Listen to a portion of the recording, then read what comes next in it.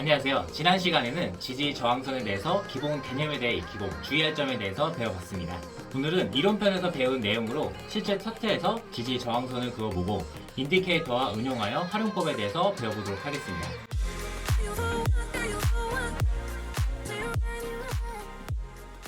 매매하시면서 지지 저항선을 돌파하여 매매했는데 갑자기 반대로 움직여 손실을 본 적이 있으시죠? 이게 바로 힙소, 즉 거짓 신호입니다. 이 힙소에 당하지 않으려면 어떻게 해야 할까요?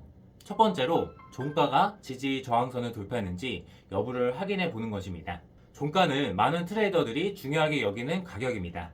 종가가 저항선을 뚫었다는 것은 그만큼 상승의 힘이 강하다는 것이죠.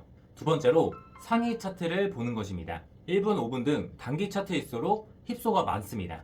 그렇기 때문에 최소 1시간 차트에서 가격의 흐름을 살펴봐야 합니다. 4시간, 1일, 1주, 상위 시간대로 갈수록 더욱 신뢰도는 높아지죠. 세 번째로 지지 저항 구간을 설정하는 것입니다.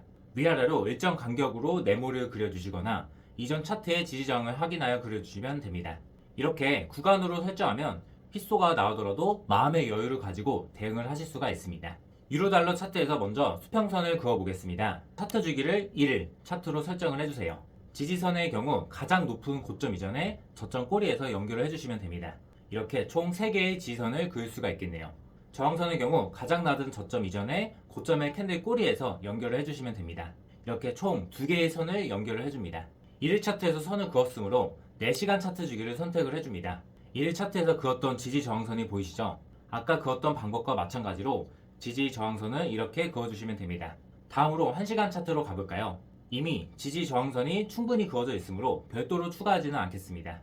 마지막으로 지지 저항 구간을 설정해 주시면 됩니다. 그리는 방법으로 삽입, 추세선, 모형, 직사각형을 선택을 해주시면 됩니다. 색깔의 경우 네모를 우클릭하셔서 스타일에서 변경을 해주시면 됩니다. 저항 구간의 경우 이전 차트의 지지 저항 구간을 확인하여 일정 간격으로 그려주시면 됩니다. 이렇게 지지 저항선이 인접해 있다면 이 구간을 지지 저항 구간으로 설정을 해주시면 됩니다. 다음으로 나스닥 차트에서 수평선을 그어볼까요?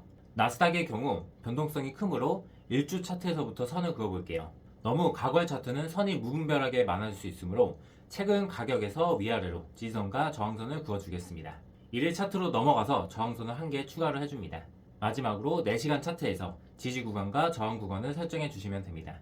이제 지지 저항선을 그었으니 인디케이터를 이용한 매매법을 알아볼까요? 첫 번째, 수평선과 이동평균선을 조합하여 사용할 수 있습니다. 만약 이동평균선에 대해 익숙하지 않으신 분이 계시다면 7강, 8강을 꼭 다시 한번 시청해 주시길 바라겠습니다. 정말 중요한 내용들이 다 담겨져 있습니다. 먼저 이동평균선을 25, 50, 240선을 설정을 해줍니다. 차트에서 지지선과 저항선을 설정하고 이렇게 구간 설정까지 해주시면 됩니다. 이동평균선의 경우 가격의 박스권에서 정배열로 전환을 했습니다. 이후 저항선을 뚫고 1시간 차트에서의 종가를 확인해 줍니다. 돌파 후에 1차 매수, 이동평균선 25선에서 2차 매수를 할 수가 있습니다. 손절의 경우 박스에 저점으로 지정을 해주시면 됩니다. 두 번째로 수평선과 스토캐스틱을 조합을 해보겠습니다. 스토캐스틱은 박스권 구간에서 가장 매매하기 좋은 인디케이터라고 설명드렸습니다. 먼저 차트에서 지지, 저항선을 그어줍니다. 이후 구간을 설정을 해줍니다. 가격의 경우 정확하게 저항선에 닿지 않고 가격 전환을 보입니다.